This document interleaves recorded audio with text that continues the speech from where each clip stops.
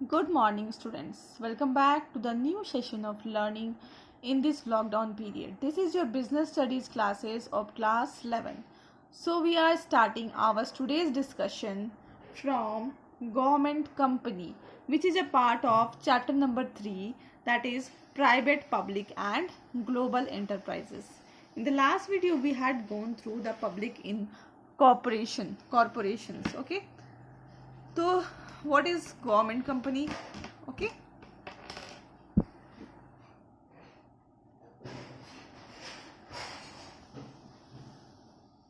Government companies. ठीक है. What is government companies? Government companies क्या होती हैं? ठीक है. जैसे मान लो अगर किसी कंपनी के शेयर्स होती है 100%, किसी भी कंपनी की शेयर मान लो 100% होती है, तो अगर पूरा शेयर्स 100% किसी प्राइवेट कंपनी के पास चला जाए तो उसको हम लोग प्राइवेट कंपनी बोलते हैं. ठीक है. बट गवर्नमेंट कंपनी कहलाने के लिए 100% का 51% शेयर्स अगर इन हैंड्स ऑफ गवर्नमेंट के हाथ में चला जाए, ठीक है, इन हैंड्स ऑफ गवर्नमेंट के हाथ में चला जाए तो उसको हम लोग बोलते हैं गवर्नमेंट कंपनीज. ओके. और या फिर बोल सकते हो उसका पेड अप शेयर कैपिटल. ठीक है. अब ये paid up share capital 51% paid up share capital, ये भी बोल सकते हैं हम लोग 51% paid up share capital is held by central or state government. Okay.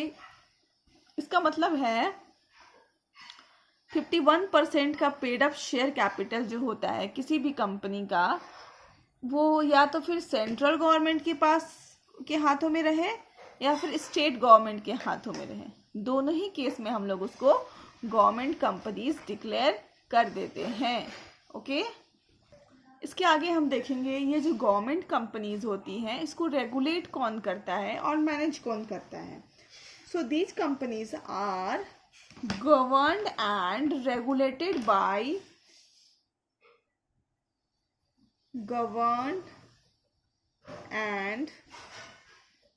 ruled by the provision of Companies Act 1956.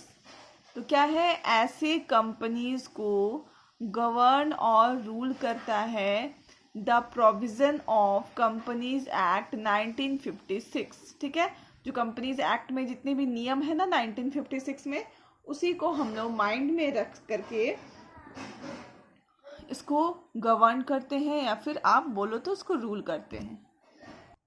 This example of government companies examples are Steel Authority of India.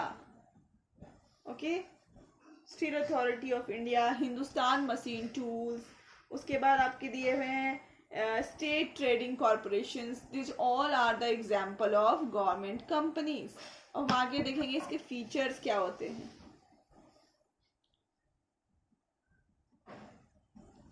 Features क्या होते हैं?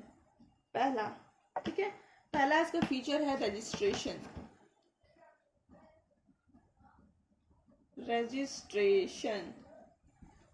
ठीक है. Registration में क्या है कि the government companies get registered under the companies act 1956. जितनी भी गवर्नमेंट कंपनीज होती हैं वो कंपनीज एक्ट 1956 के अंदर अपने आप को रजिस्टर कराती हैं. ठीक है. और जितने भी प्रोविजंस कंपनीज एक्ट में हैं वो सारे ये कंपनीज को फॉलो करने पड़ते हैं. ठीक है. Government can exempt it from some provisions by passing a special resolutions. Government ये तो दो ये गवर्नमेंट कंपनीज हैं, इसीलिए गवर्नमेंट कुछ चीज़ें जो हैं इसको छूट दे सकती हैं एग्जेम्प्ट कर सकती हैं, मतलब इसको छूट दे सकती हैं कुछ कुछ चीज़ों में। क्यों दे सकती हैं? क्योंकि ये गवर्नमेंट कंपनी है। और कैसे दे सकती है? By passing special resolution. Second is ownership. ठीक है, ऑनरशिप है तो आपको ऑनरशिप तो मैं पहले बता चुकी हूँ। It is owned by government company. Either ये 100% शेयर्स भी गवर्नमेंट कंपनी अपने पास रख सकती है और 51% शेयर्स भी अपने पास रख सकती है। अगर गवर्नमेंट कंपनी 100% शेयर्स रखेगी तो उसको हम लोग बोलेंगे होली, मतलब पूरा का पूरा गवर्नमेंट उसको ओन कर रही है। और 51% शेयर्स अगर रखते हैं तो we can say it partially, मतलब थोड़ा रखती है। ओके और इसके बावजूद the shares of capital share capital of this company is owned by government of India in the name of president. This is very important point children.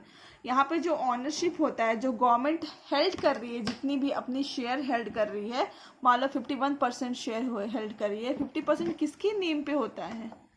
In the name of president.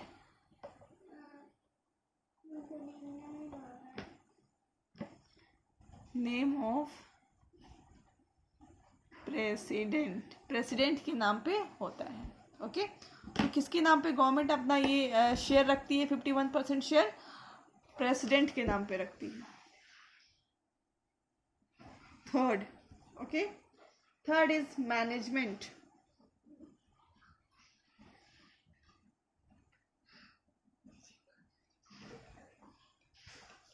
Okay management में क्या है? The government company is managed by board of directors, जो कि government के द्वारा चुने हुए होते हैं, which are nominated by governments and other share holders.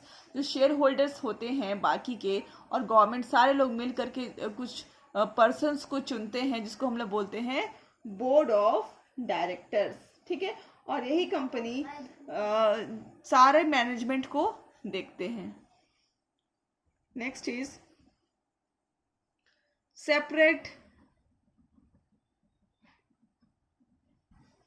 legal,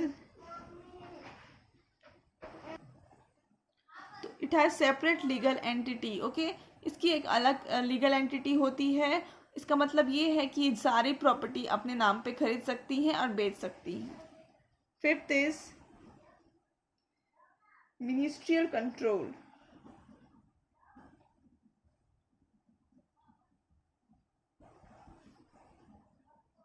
Ministerial control. Okay, the government company is subject to ministerial control. ये देखो पूरा का पूरा कंपनी ही गवर्नमेंट कंपनी है। ठीक है, तो ऑब्वियसली इसमें मिनिस्ट्री का कंट्रोल तो होगा ही। तो ये this is subject to ministry control, मतलब ये मिनिस्ट्री कंट्रोल के अंडर ही आती है। जितने भी इंपॉर्टेंट डिसीजंस होते हैं, या तो फिर आप बोलोगे जितने भी इंपॉर्टेंट डायरेक्टर्स की अपॉइंटमेंट होती हैं, सब मिनिस्टर्स ही करते हैं। ओके तो डायरेक्टर्स को इशू करना एंड ओवरऑल सुपरविजन जो होता है, देख रेख करना, वो सारा मिनिस्टर्स ही मिल करके करते हैं। Then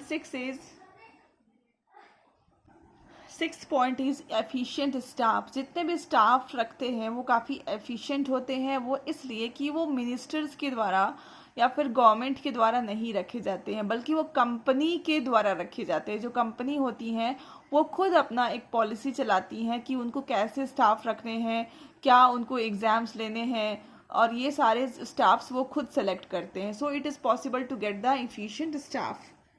then seventh is accountability.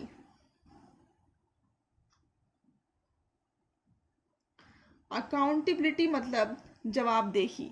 ठीक है, मतलब आप जो करते हैं उसके लिए आपको किसी को बोलना पड़ता है। कोई भी आपसे क्वेश्चन पूछ सकता है कि यहाँ पे अपने गलती क्यों करा। That is called accountability. You are questionable, it means you are questionable any time. Okay, तो government companies are accountable to the ministers और द डिपार्टमेंट कंसर्न। मान लो कोई भी गवर्नमेंट होगी, ठीक है, मान लो मैं अगर एग्जाम्पल लेती हूँ, रेलवे गवर्नमेंट है, तो रेलवे में अगर कोई गड़बड़ी होती है तो उसके लिए जवाबदेही कौन होगी? रेलवे गवर्नमेंट्स होंगी। ओके, तो इस तरह से इनको पार्लियामेंट में क्वेश्चन किया जाता है all the annual reports is presented and discussed in parliament और state assembly. जितने भी इनके annual reports होती हैं, that is accounts, ठीक है, वो पार्लियामेंट में प्रेजेंट की जाती हैं, डिस्कस की जाती हैं, इनका फेल्यूर या फिर सक्सेस दोनों को डिस्कस की जाती हैं. और अगर इसमें कोई इनको मिस्टेक होता है इनके हाथ से तो they are accountable in the parliament. उनको पार्लियामेंट में क्वेश्चन की जाती है, उनको आंसर करना पड़ता है. Okay, so that's all in today's video. Hope you enjoyed learning, and in the next video I will come up with merits and demerits. Till then, keep learning, stay safe, and thank you.